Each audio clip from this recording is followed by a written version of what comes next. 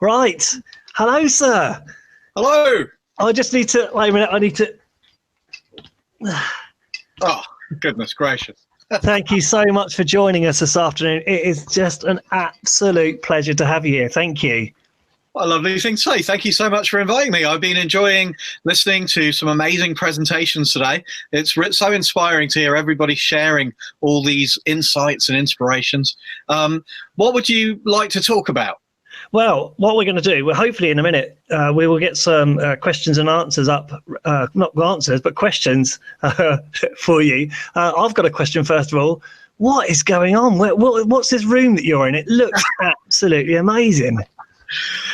This is my supervillain headquarters. No, this is my study. So this is where I'm writing at the moment. Normally, I go and work in my local public library. I love libraries. I go to the library every morning and I work all day. But right now, with everything that's going on, obviously, library's not an option. So here I am in my study at home. These are my books, and this is how I live. So, yeah, hi, everybody. It is amazing to be talking to everyone and to be part of this event. Well, we get the questions are starting to come in, which is good, which means I don't have to talk so much. First, we got someone saying, is that a Blue Peter badge? What did you get that for? That is a Blue Peter badge. I never got one as a kid, so it's not a beloved childhood memento. I got it when my second book, The Outlaw of Varjak Paw, won the Blue Peter Book of the Year award. This was the most amazing thing that had ever happened to me. My first book, Varjak Paw, did win the Smarties Prize for children's literature. I always thought that would be the best prize you could ever win, because obviously they would just give you a free lifetime supply of chocolate.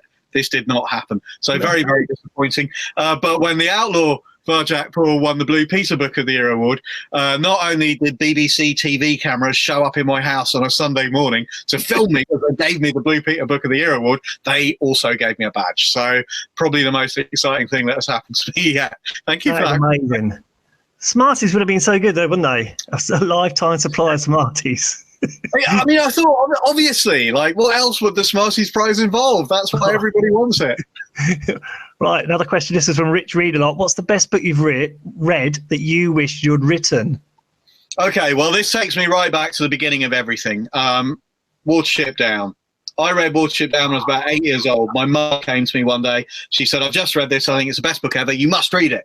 Watership Down, it's like a 500-page epic, but I could not stop reading that book. And as I read it, I thought to myself, one day, I would like to try and write something that is even half as good as this book. And that's the first moment I can remember in which I imagined myself as a writer as well as a reader. And I think that moment changed my life, because ever since then, that is what I've always been trying to do. I reread Watership Down many, many years later as an adult, after I'd written Varjak Paw, in fact, and I realized just how deeply this book had shaped my mind, my view of the world. I realized, when I was a kid, I saw an exciting adventure about rabbits trying to survive in the wild. Brilliant adventure story. It really still works in that way. But as a grown-up, I could now see it's really a story about us, about the big questions of human life. Who are we? Where do we come from? Where do we belong? How should we live? It has politics, philosophy, mythology. It's a book with everything that can be read at many different levels, at different ages in your life.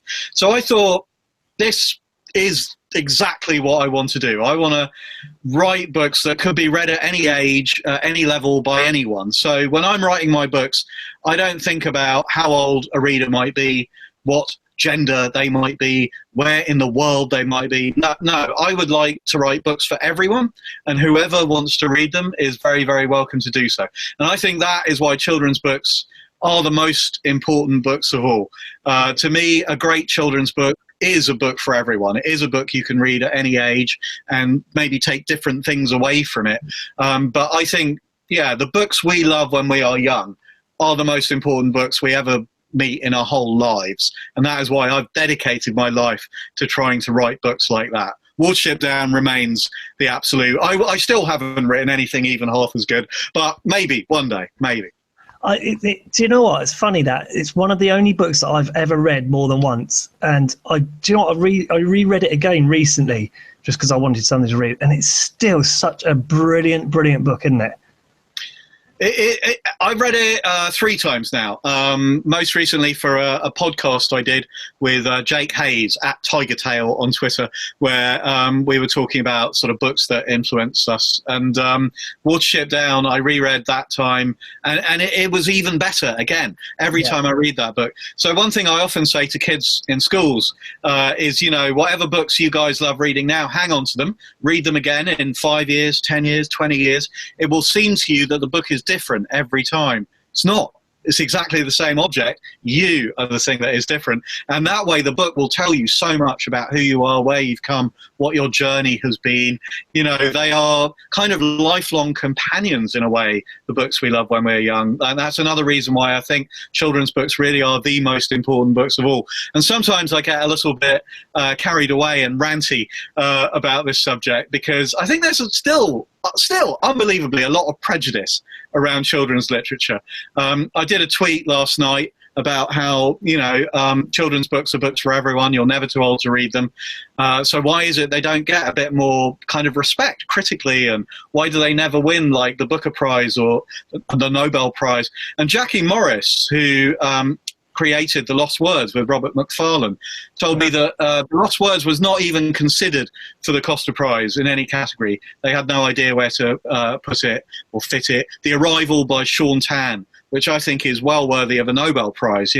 I think picture books get this worse than anything. Something like Not Now, Bernard, or Where the Wild Things Are. Those are some of the great achievements of human art and literature. Timeless. Okay, I can see loads of questions coming up on the comments. Shall we have a crack at answering a couple? Where do you start with writing? Oh, what a great question. Thank you. Where do I start with writing? You start with what you love yourself. I try and forget about the fact that I'm a writer and just ask myself as a reader, if I could have any story at all, and I really mean anything, what would it be? And then whatever the answer is, I just shamelessly write that thing myself. So with Varjak Paw, I really wanted to read a story about a cat learning all the secret martial arts he would need in order to survive out there in the world, having fights and hunts and chases. And I wrote a story I wanted to read with Phoenix. I wanted to read a story that would bring together the most cutting-edge science of space and the stars with the most ancient mythology. I wanted to read a story that took ideas from science fiction, ideas about alienness, to think about otherness in our own world, all in the form of a thrilling story that might excite kids today in the same way, say, that seeing Star Wars when I was 10 years old excited me. I wanted to give kids that same thing. So I think you just start with what you love, and then you put that into your stuff, and then hopefully other people will love it too. Brilliant. Right, there's some really great questions. Right, Golden Age of Children's Lit and TV. Which set of books would you like to see turned into a box set? Turned into a box set in a golden age of children's lit and TV. That's a good one, isn't it? It's a good one, isn't it? Yeah, I mean, obviously, I would love to see a TV adaptation of Varjak Paw. I think that would be a great choice. And Graham, you were kind enough to suggest that yourself the other day. It hasn't happened yet. We've been working really, really hard to try and make it happen. Dave McKean, who is my amazing illustrator, is also a brilliant filmmaker. So we've been working really hard to try and make something like that happen. It hasn't happened yet, but in a way, I don't mind that much, because I think books are a more democratic form in a way than screen media. In a book, every reader is free to imagine the story for themselves. So when you are reading a book to your class, you might say The Cat Climbed the Wall. Every single child in the class is seeing a slightly different cat and a slightly different wall. I think that's incredible. They're making the thing in their own heads, using their own imaginations. And what a magical thing that is. So I think if there was a TV adaptation, I would not necessarily love it. Richard Adams absolutely hated the film of Watership Down and was very vocal about that. And although I enjoyed the film of Watership Down myself as a kid, I always felt the book was better. It just had more in it. And maybe one reason for that is that it belonged to me in a way, because I could make Hazel and Bigwig and all the rabbits exactly as I imagine them. And I think that's kind of a thing books can do that nothing else can. And that's why one other reason why books are just so brilliant. There was a great question from Ed Finch I saw, who I believe is the founder of this whole movement. So thank you, Ed. Hello. Yeah, good old Ed. Was there an idea or an image that was a starting point for Phoenix? There were several. One really big one, obviously I've mentioned already, Star Wars, which I saw when I was 10 years old. The film that they now call Episode 4, A New Hope. But back then, before any other episodes was just called Star Wars, that electrified me. I was stunned looking at that first starship going over the screen and thinking, one day I want to make a story like this, so big it could fill a galaxy. But there were many other things as well. So I grew up in the middle of London, very big city, lots of pollution, light pollution at night, so never really seeing the stars. And then going camping in the desert in Jordan with my dad when I was about, I think, 11 years old. The night sky in the desert, so dark and clear, you could see, it was like a Hubble Space Telescope photo. You really could see millions and millions of stars. It was unbelievable. I remember staying awake all night looking at that sky, living, blazing sky, thinking, isn't that amazing? How many other forms of life might be looking back at me right now? And what would happen if we ever met them? If humans met aliens, could we be friends with them, or would we be as abominable to them as we've been to all the other forms of life on our own planet? So I guess stories, ideas, questions like that have always interested me, and stories built around them have always interested me. So I've always loved science fiction. And I guess growing up as a Arab Muslim kid in London in the 1970s, I've always had a particular attraction to aliens and to stories about otherness. Spock was always very much like my main focus in Star Trek. I loved the way Leonard Nimoy kind of depicted otherness. I thought it was so interesting. So yeah, all that kind of thing has fed into Phoenix. Just one more very briefly. There was a teacher at school, a certain Mr. Evans. Back in the 70s, school was largely sitting there and silently taking notes while the teacher dictated and then regurgitating them in a test. Mr. Evans seemed to have a very different idea of what teaching was about. On a Friday afternoon when everybody was bored and tired and just wanted to fight, he would stop everything and read us ancient Greek and Roman myths. We were stunned, spellbound, could not get enough. Stories about gods and monsters. And I think Mr. Evans, a life-changing teacher, you know, just simply by sharing great stories with us and the love of stories and books. And so in Phoenix, there are the characters called the 12 Astraeus. They are, the aliens believe that stars are alive, sometimes come down from the sky and walk among us. When they do, we're dazzled by them. We call them gods. And they think all the ancient gods in all the old mythologies go back to the same stars who come again and again. Aphrodite, the goddess of love, she's the origin of the Astraeus of love. Venus, Ishtar. So one starting point of Phoenix is Mr. Evans and those lessons where he would just read for pleasure. You know, there were no tests. We were never asked to write anything about the gods or, you know, tested on our knowledge of it. We were just asked to listen to a great story. And to me, those lessons are my most vivid, powerful, treasured memory of school.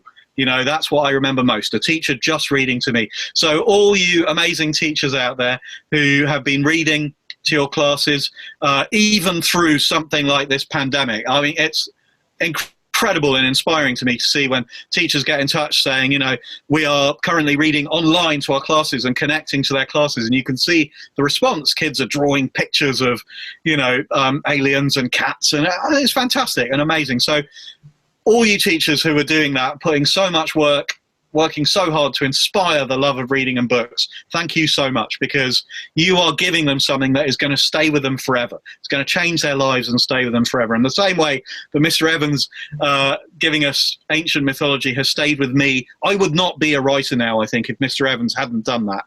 So you don't know. The kids who are going to solve all our problems in the future are listening to you read a story right now in your class. Isn't that an amazing thing to think? You are going to change their lives and they are going to change the world. So you are changing the world. And even if you don't feel you're getting through moment by moment, you might have a kid who was as naughty as I was most of the time.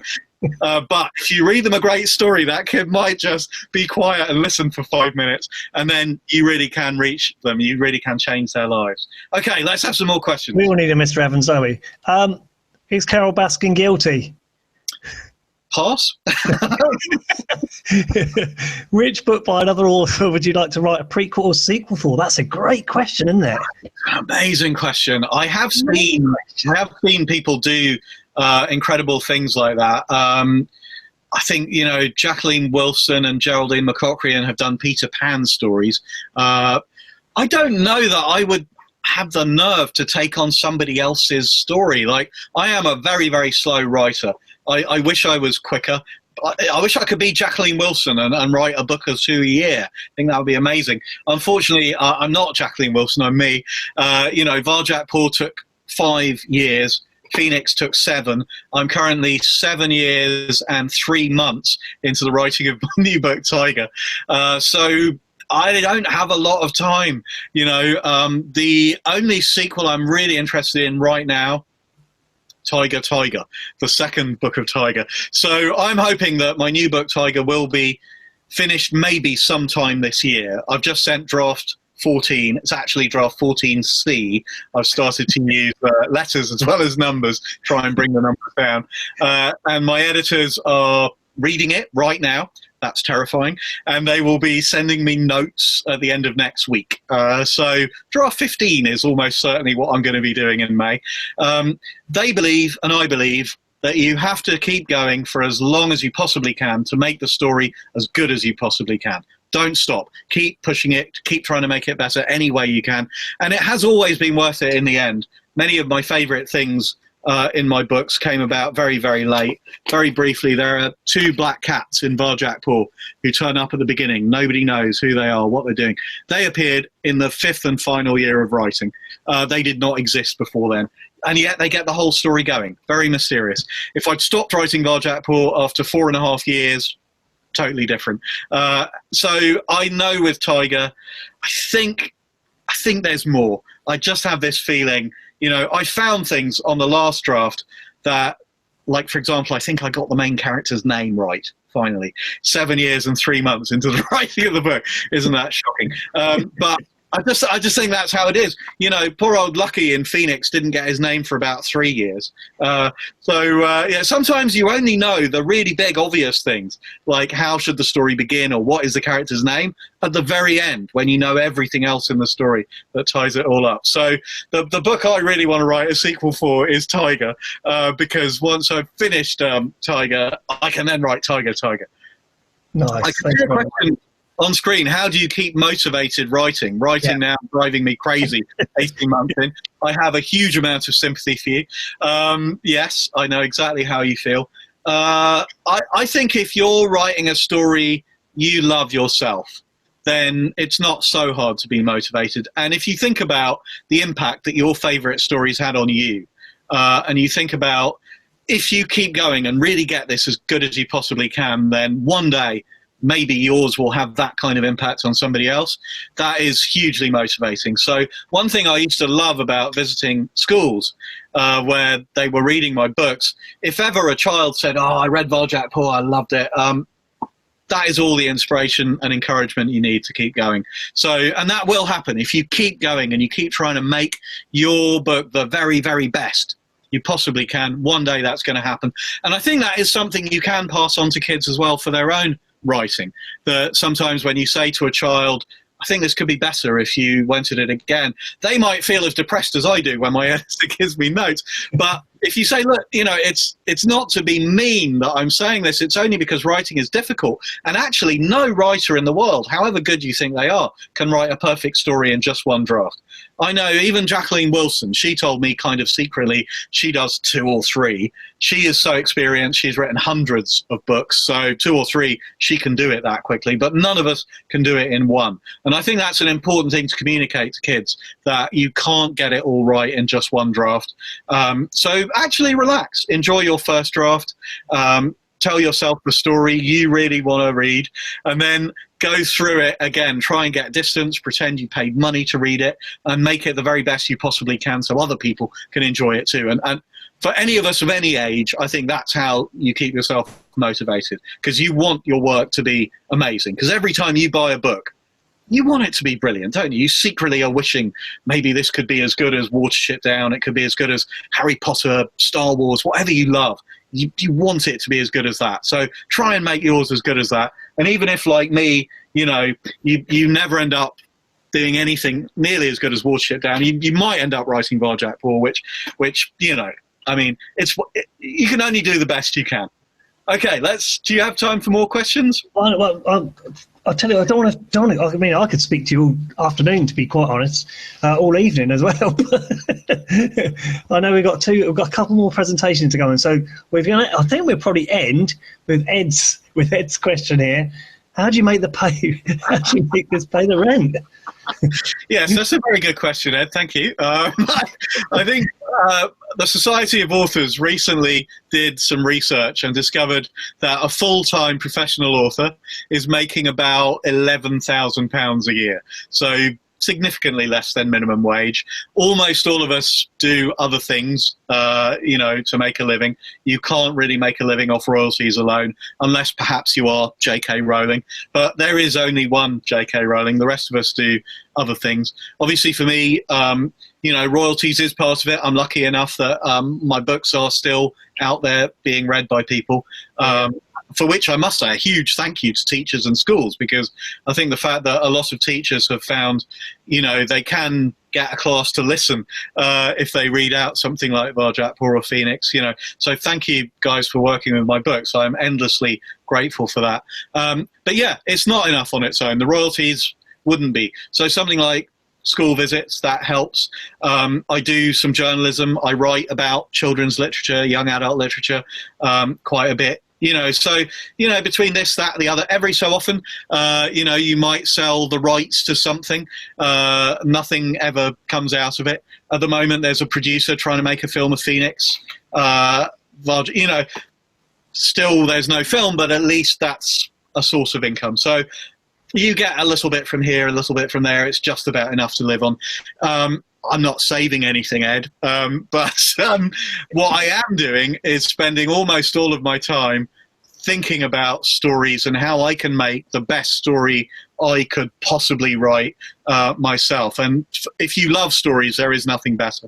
A lot of great children's authors have, of course, been teachers. So I am sure you guys probably know better than almost anybody what is going to compel a child's attention, and how are you gonna structure a thing to really bring them in. So if any of you have ideas, you should totally be writing. You guys know really, really well what works and what doesn't. So don't expect to make a fortune though.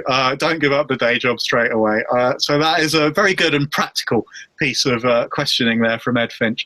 Thank you so much for inviting me on today. And keep inspiring kids. Right now, I think the most important thing somebody was saying is that, they're just enjoying doing things like reading, writing, drawing, making stuff.